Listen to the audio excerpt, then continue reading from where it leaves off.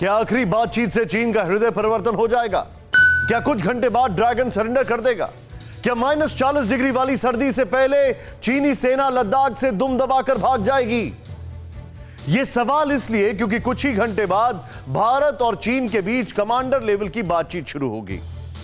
लेकिन super power America कहता है कि चीन बातचीत नहीं बल्कि युद्ध की भाषा समझता है।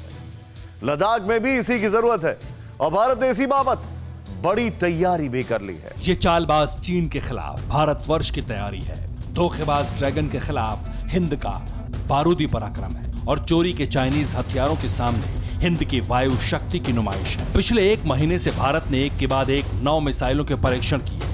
हर चौथे दिन एक मिसाइल का टेस्ट किया और एक बाहुबली निर्भय मिसाइल को लाइन ऑफ एक्चुअल कंट्रोल पर चीन की कायर सेना के सामने तैनात भी कर दी। मतलब बीजिंग को दिल्ली का मैसेज क्लियर है।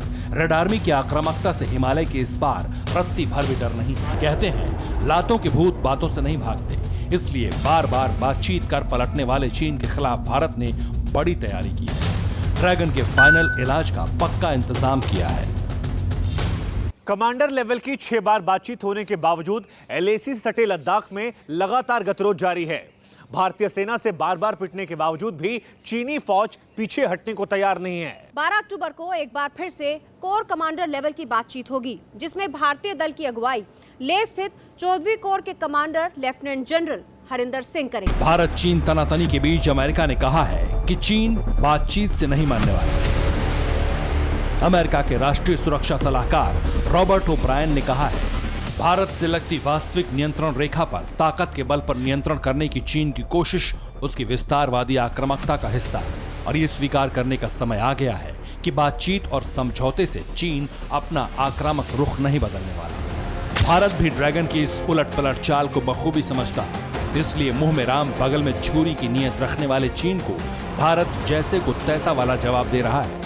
भारतवर्ष के पराक्रम के आगे ड्रैगन थर-थर कांपता है। हिंदुस्तान की ताकत को 1962 के चश्मे से देखने की भूल जिनपिंग पर भारी पड़ रही है, क्योंकि चीन को उसकी हद में रखने के लिए सरहद पर हिंदुस्तान के बाहुबली पूरी तरह मुस्तैद है। पलक झपकते ही बेहिसाब बारूद बरसाकर रेड आर्मी का फुल एंड फाइनल करने के लिए टैंक और तोप जमीनी मोर्चे पर डटे हुए हैं, तो हवाई मोर्चे पर चीन को ढेर करने के लिए आसमान में फाइटर जेट्स उड़ रहे हैं।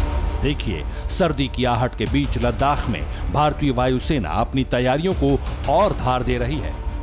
इंडियन एयरफोर्स के विमान रात के अंधेरे में सन्नाटे को चीरते हुए उड़ान भर रहे हैं। लेह एयरबेस पर लगातार गगन सम्राट ग्लोब मास्टर की लैंडिंग हो रही है।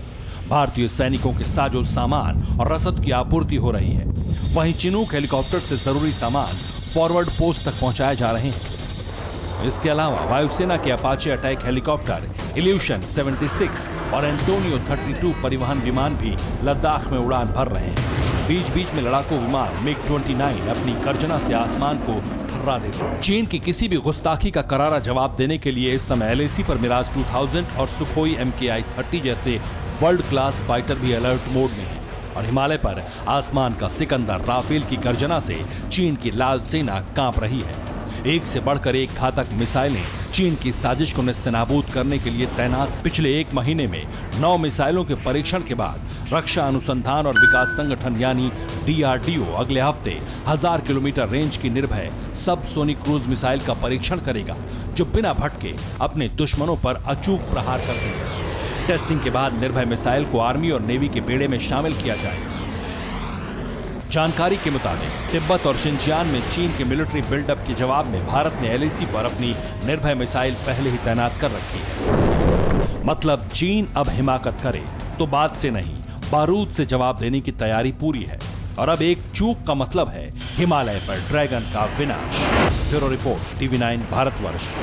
न्यूज़ टॉप 9 रोज सुबह 7 बजे और शाम 7 बजे सिर्फ TV9 भारतवर्ष पर।